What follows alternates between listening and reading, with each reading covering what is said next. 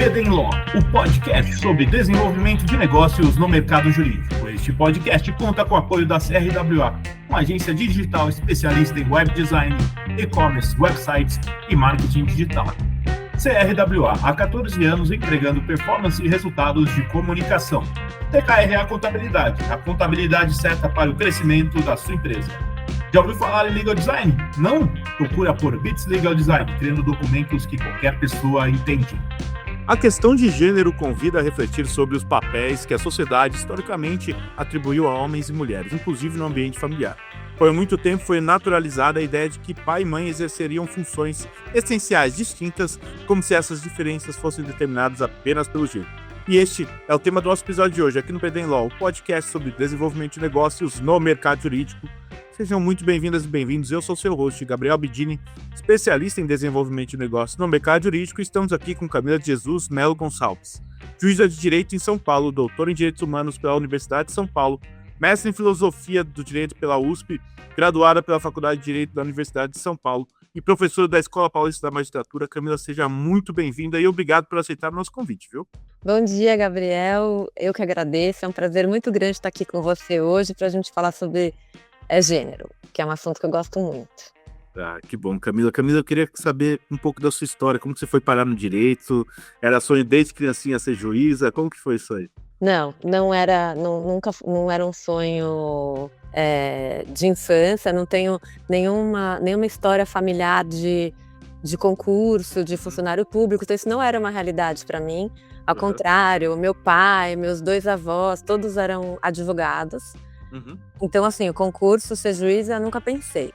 Direito, eu era uma pessoa da área de humanas, eu gostava mais de humanas. Não, assim, eu brinco que eu coloquei direito, assim, na fila do vestibular, psicologia do direito, na fila da inscrição, porque naquela época era físico, né? Você tinha que ir na fila, protocolar o papel. Eu coloquei direito. Então, psicologia de direito é legal. Psicologia é uma faculdade que eu tenho vontade de fazer até hoje, viu? Então, eu também acho muito legal. E aí acabou sendo direito. O que aconteceu, né? Durante a faculdade, quando a gente está lendo sobre o código, aprendendo, eu via, né, várias referências que o Código de Processo, por exemplo, faz o juiz, o juiz, e ficava pensando, nossa, tal, achava o máximo.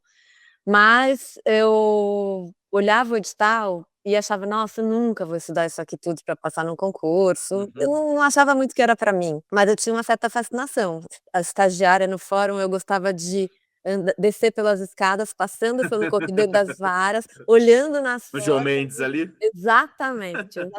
Para ver os juízes trabalhando, tá? Achava realmente, tinha para mim uma fascinação. Que legal. Mas realmente não achava que ia ser o meu destino, meu futuro, não era um projeto para mim.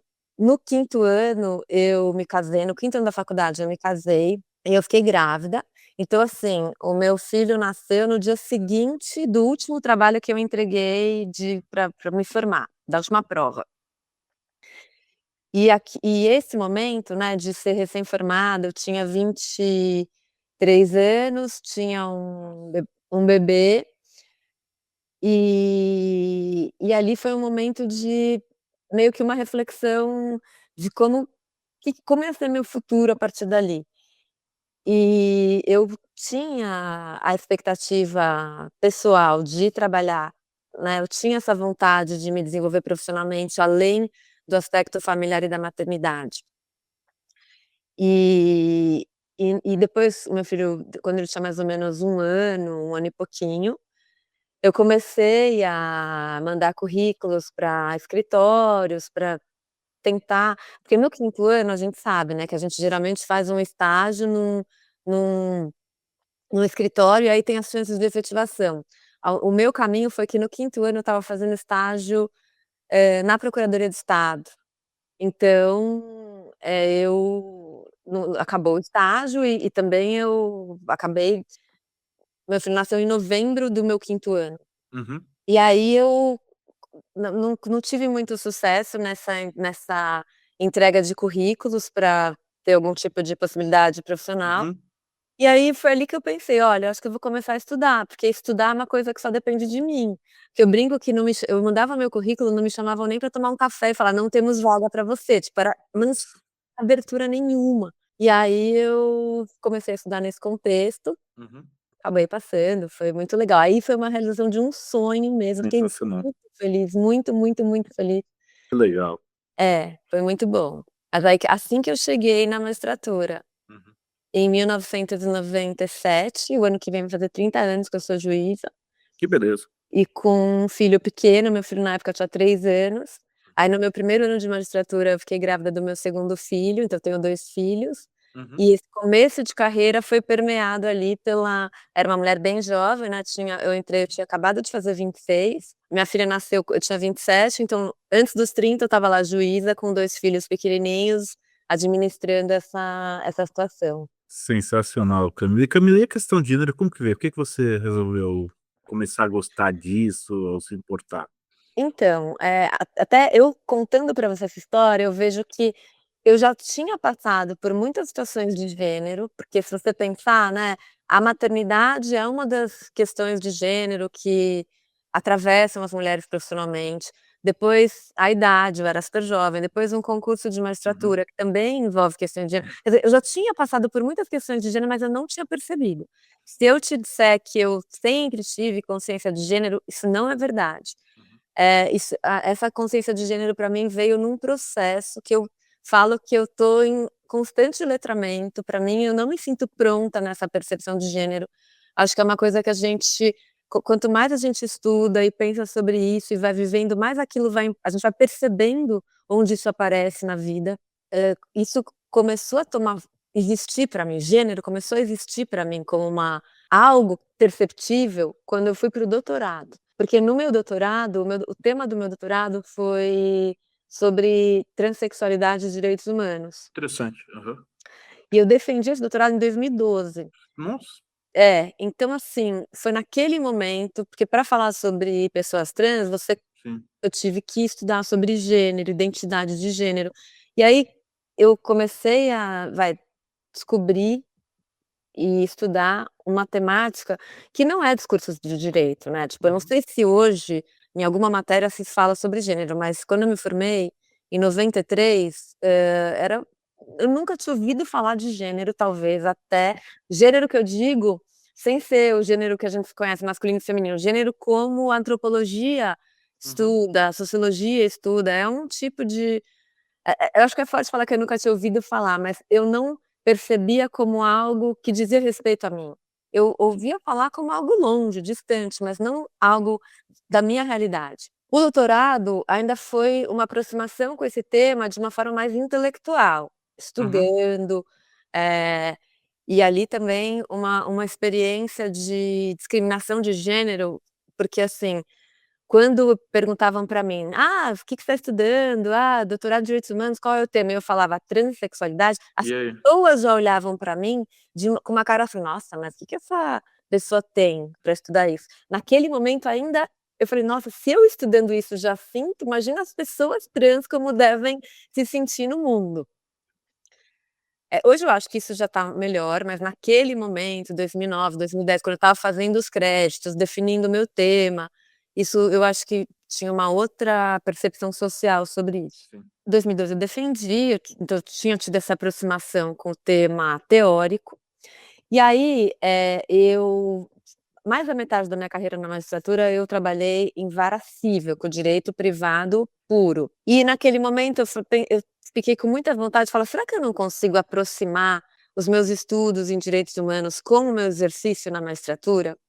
E aí, uma possibilidade que eu encontrei para fazer isso, naquele momento que foi viável para mim, foi trabalhar em vara de violência doméstica e familiar contra a mulher. Então em 2014 eu fui para uma vara de violência doméstica e familiar contra a mulher, e essa experiência, eu passei nessa vara 4 anos, era uma vara muito movimentada da capital, fazia tipo 7 audiências, por dia, então eu via muitos relatos, muitas situações. Eu lembro que eu saía do fórum pensando: "Nossa, quantos episódios de Nelson Rodrigues eu assisti hoje", porque realmente a gente não imagina aonde o ser humano chega e relata aquilo numa audiência como se fosse o cotidiano das pessoas. Então acho que foi uma mudança de chave bem importante para mim nessa minha sensibilização em relação a gênero, por várias razões, desde, perceber o que que desencadeava a violência. Então, muitas vezes, o soco no olho tinha acontecido porque a mulher não tinha atendido o telefone, porque o jantar tinha atrasado, porque as crianças não tinham tomado banho, porque ele chegou em casa, uma audiência, ela estava, se eu me lembro, ela estava fazendo trabalho no computador, porque ela estudava na faculdade, ele queria o jantar, ele pá, bateu com toda a força, fechou o computador na mão dela e ela machucou os dedos. Então, assim, aquilo para mim foi batendo numa chave assim: "Nossa, essa violência está sendo desencadeada, porque os papéis de gênero, as expectativas não estão sendo cumpridas. Ele não está sendo atendido quando ele liga e ele espera que a mulher esteja de prontidão para falar, para receber na hora. Ele não está sendo atendido porque ele quer jantar e ela está estudando e na cabeça dele o papel dela é atendê-lo e preparar a comida, a cuidar dos filhos. Eu lembro uma vez que o arroz queimou, a panela do arroz foi atirada na cabeça da mulher que sofreu. Então, assim, essa experiência, assim, realmente ela foi muito transformadora para mim, nessa sensibilização de gênero. Porque, Gabriel, uma coisa que eu experienciei foi que a sensibilização de gênero, ela não é só intelectual. Ela é uma coisa que uma coisa é você saber, estudar, ler um texto, conceitualmente compreender os conceitos, etcétera. Outra coisa é você identificar no seu ao seu redor, onde as relações de gênero, como que elas estão funcionando ali, como aquelas assimetrias, porque elas estão presentes, a gente não percebe. E eu mesma acho que eu também não percebo todas, mas hoje muito mais. Então, às vezes eu estou em situações aparentemente corriqueiras normais, mas existem dinâmicas de gênero acontecendo, só que elas são invisíveis. Até eu já falei isso mais de uma vez, mas aqui é uma imagem muito forte, para mim é como se eu vivesse num quarto escuro, em determinado momento acenderam a luz, e eu comecei a enxergar o que eu não via, o que sempre esteve lá, mas eu não conseguia perceber nesse, e é uma descoberta constante. Nossa, é pesado, Camila. Mas que bom que você teve a oportunidade de poder ajudar com isso, né, e estar ali acompanhando também. Acho muito bonito o trabalho desse. É muito pesado e é impressionante como quem está relatando não percebe, isso que também é muito impactante, não percebe a gravidade do que está acontecendo, nem o agressor, nem a vítima, porque de uma certa forma isso está um pouco incorporado, de uma certa forma a mulher É às vezes verdade. pedir desculpa, fala: "Nossa, naquele dia eu não ouvi ele me ligar, naquele dia eu não tive tempo de fazer tal coisa". Então ainda tinha uma percepção feminina de ter descumprido algo que tinha que ter feito e que isso de alguma forma justificava a agressão sofrida. O que acontece nesses casos de muita gravidade, eles são assim uma ponta do iceberg que a sociedade não pode deixar de ver, mas essa dinâmica de expectativa de ser atendido, culpa por não atender, ela está presente quase em todas as situações. É que a gente tem uma civilidade talvez, nem todo mundo vai chegar, nem todos os homens vão chegar nesse ponto da agressão, graças a Deus. Não necessariamente a violência, mas esse sistema de gênero que desencadeia a violência. Esse sistema de gênero eu acho que está presente no nosso dia a dia. Total. Você lembrei do texto da né, do A Banalidade do Mal, né, da Hannah Arendt. Eu lembrei totalmente agora. Que é tão rotineiro o negócio que você, né, fala: "Ah, não". O Eichmann, né, executando É, ordens e como assim você mandava os judeus para o trem? "Ah, é, os meus superiores mandavam". só é um burocrata. Exatamente. Camila, como que você avalia a evolução do debate sobre gênero no Brasil nos últimos anos, especialmente aí no contexto do sistema da justiça? A gente avançou muito no debate do gênero no direito. Uhum, Eh, e talvez isso muito em razão da Lei Maria da Penha. Por uhum. quê? Porque a Lei Maria da Penha, ela introduz o conceito de gênero no sistema jurídico, na dogmática Ah, jurídica. que legal. Porque no artigo, acho que 5º da Lei Maria da Penha, quando ela define o que que é a violência doméstica Uhum. e familiar contra a mulher, a lei fala: "É toda violência baseada no gênero". Então, ela provocou a reflexão jurídica sobre o que é violência baseada no gênero, porque essa violência baseada no gênero é que atrai a aplicação da Lei Maria da Penha. E aí, a gente realmente vem tendo um avanço no sistema jurídico impulsionado por essa inserção dessa palavra gênero na Lei Maria da Penha, e isso vem sendo, acho que a gente tem muitos reflexos da Lei Maria da Penha sobre outros campos do direito. Então, a gente tem a lei do feminicídio, que é uma situação em que o homicídio é praticado em razão do fato de ser mulher, ódio da mulher. Então, são situações que o direito acaba incorporando métricas, paradigmas relacionados a gênero na tipificação de crimes, como no caso do feminicídio. Nós temos o protocolo de julgamento com perspectiva de gênero do CNJ, que que ele se aplica aos julgadores e julgadoras, mas também ele é um norte para todos os profissionais do direito. Seria assim, a ideia é que nem o advogado, nem o defensor, nem o promotor e nem o juiz ou a juíza, promotor ou promotora, eu gosto de flexionar, porque eu quero dar visibilidade para as mulheres no sistema de justiça. Ninguém está autorizado a revitimizar mulheres no sistema de justiça, seja numa petição, seja numa contestação, numa inicial, numa contestação, num recurso, numa sentença, em qualquer lugar, numa denúncia. A ideia é que a gente consiga neutralizar o máximo possível os estereótipos de gênero que são prejudiciais às mulheres no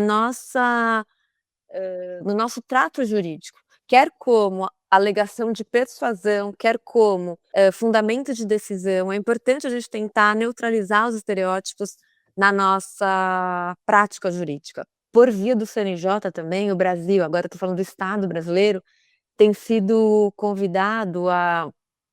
tem sido estimulado a utilizar as decisões da Corte Interamericana de Direitos Humanos nas decisões nacionais brasileiras. Por conta dessa incorporação da jurisprudência, das decisões da Corte no nosso cotidiano brasileiro, até o Supremo Tribunal Federal, o ministro Fachin, ele incorporou uma opinião consultiva da Corte Interamericana que fala de gênero, de identidade de gênero, na decisão da ADPF que autorizou a mudança de nome e de gênero direto no cartório de registro civil, quer dizer, não precisa de ação judicial, não precisa de laudo médico, e um fundamento bem expressivo dessa decisão do ministro, dessa decisão do Supremo, é essa opinião consultiva da Corte Interamericana.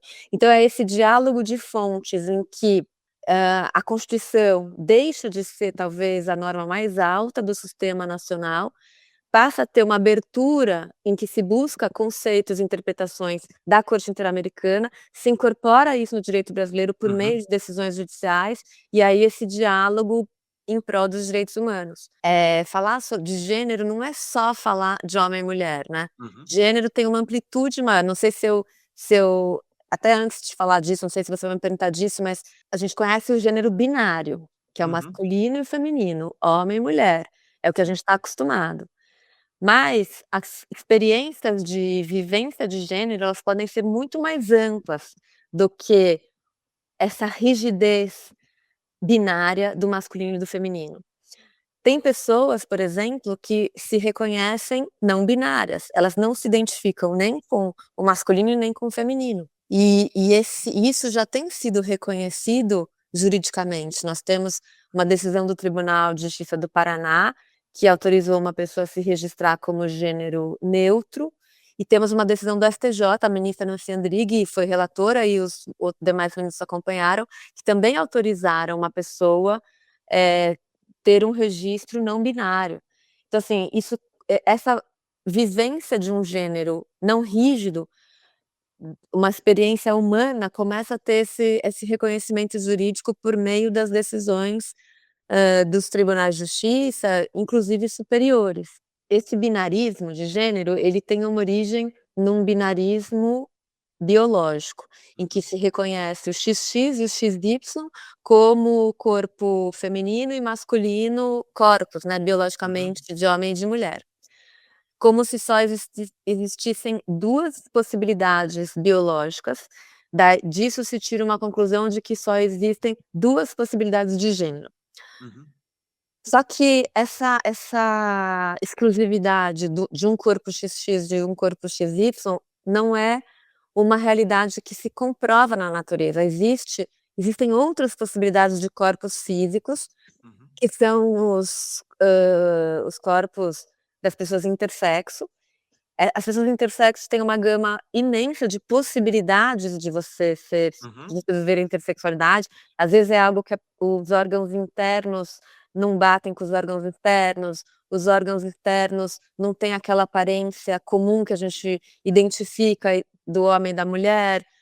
Então, assim, essa realidade da intersexualidade também já foi reconhecida no nosso sistema, e a gente tem o CNJ, no Código Nacional de Normas Extrajudiciais, tem já ali uma possibilidade de que a pessoa, quando o médico preenche a declaração de nascido vivo com o sexo ignorado, porque a maternidade emite um formulário que chama Declaração de Nascido Vivo, onde tem 3 campos para o médico preencher: feminino, masculino e ignorado. Esse documento de nascido vivo é o documento que é levado ao cartório de registro civil e que embasa a lavratura do assento de nascimento pelo registrador.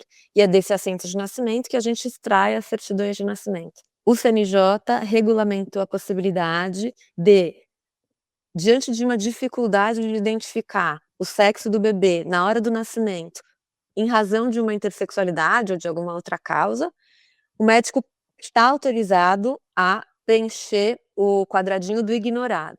E o que o CNJ fez foi permitir que o registrador civil lavre o assento de nascimento, mantendo o campo ignorado no assento de nascimento de uma pessoa, que é algo que a gente, antes dessa norma, não permitia.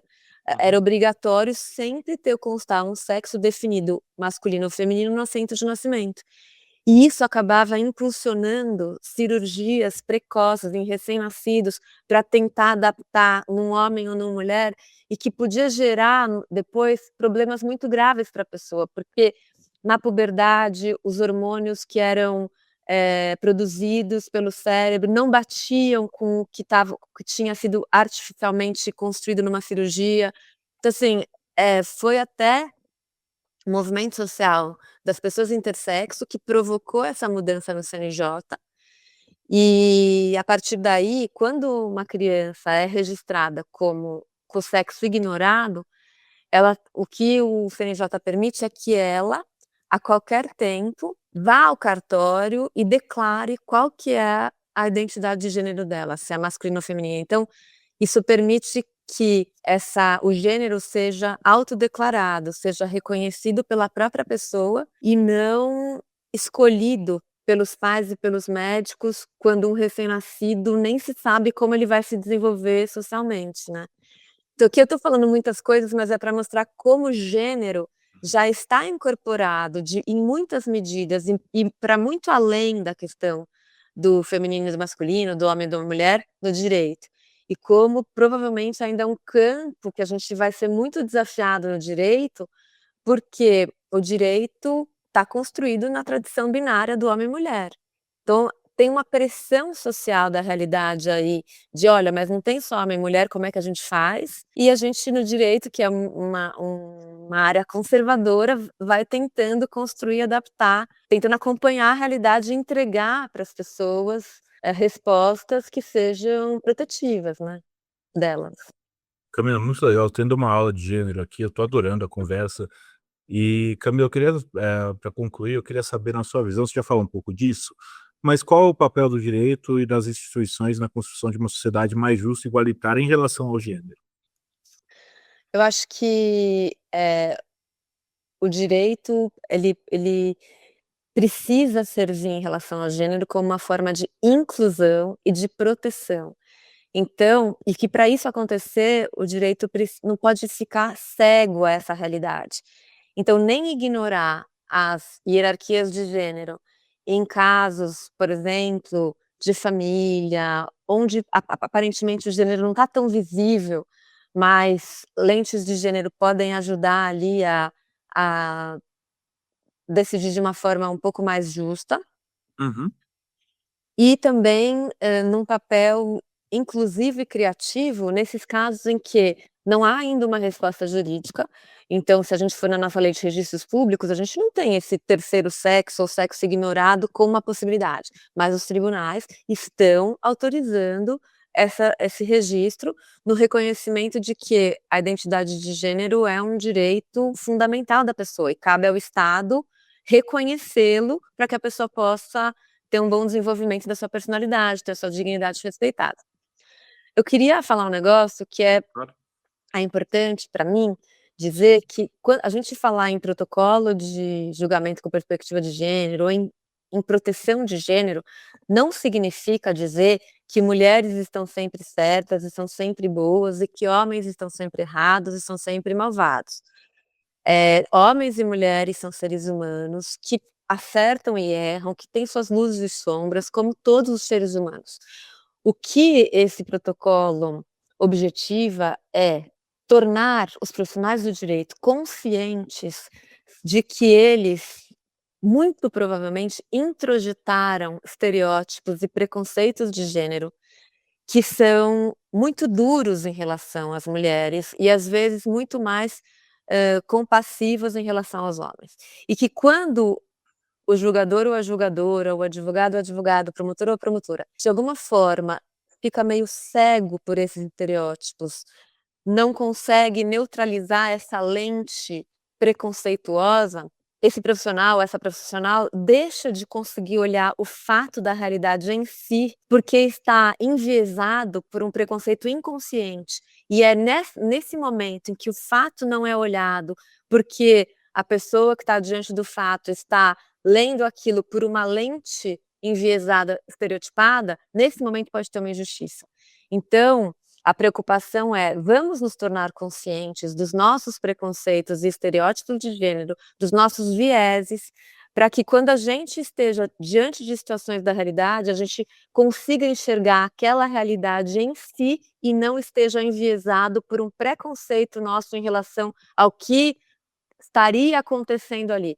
Quando eu me deixo guiar pelo que eu acho que aconteceu, porque sempre acontece, porque a minha ideia de que mulher é assim ou homem é assado, eu deixo de ver aquela mulher e aquele homem naquele caso, e aí eu posso estar fazendo injustiças e prejudicando indevidamente homens e mulheres. Então, na verdade, o protocolo ele objetiva convidar os profissionais do direito a se tornarem conscientes dos seus próprios vieses, para que, na hora de se deparar com casos concretos, não sejam levados por esses vieses e, com isso, acabem distorcendo o que aconteceu, deixando de conseguir enxergar o que aconteceu e aí acabando por prejudicar as pessoas envolvidas naquela situação. Sensacional, Camila. Camila, eu queria agradecer a sua presença aqui no BD Law, por ter compartilhado a sua experiência com a gente. Adorei a conversa. Eu queria saber se você tem um contato para deixar o pessoal que quiser conversar com você, aprender mais sobre o tema. O espaço é seu. Gabriel, eu posso deixar o meu e-mail, porque eu sou muito ruim de WhatsApp. E meus filhos reclamam que eu demoro muito para responder. Eu não dou conta mesmo. Mas no e-mail eu sempre tenho uma hora do dia que eu consigo me organizar. Então eu estou disponível para trocar material, se alguém tiver interesse também em alguma das decisões que eu mencionei. O meu e-mail é C de Camila, J de Jesus, M de Melo, Goncalves, porque não tem Gonçalo, não tem cedilha, então é cjmgoncalves@tjsp.jus.br.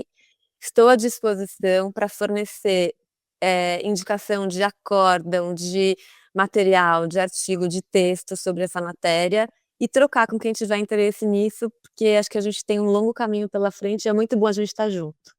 É isso aí, Camila. Obrigado, viu? Obrigada a você, Gabriel. Pessoal, a gente vai ficando por aqui. Não deixe de nos seguir nas redes sociais. Estamos lá no Instagram, no @BDenlaw, e no meu LinkedIn, Gabriel Bidini, onde vocês vão encontrar conteúdo sobre desenvolvimento de negócios em mercado jurídico. Este é o BDenlaw, o podcast sobre desenvolvimento de negócios no mercado jurídico. Nos vemos no próximo episódio e até lá. BDenlaw, o podcast sobre desenvolvimento de negócios no mercado jurídico. Este podcast conta com o apoio da CRWA, uma agência digital especialista em web design, e-commerce, websites e marketing digital. CRWA, há 14 anos entregando performance e resultados de comunicação. TKRA Contabilidade, a contabilidade certa para o crescimento da sua empresa. Já ouviu falar em legal design? Não? Procura por Bits Legal Design, criando documentos que qualquer pessoa entende.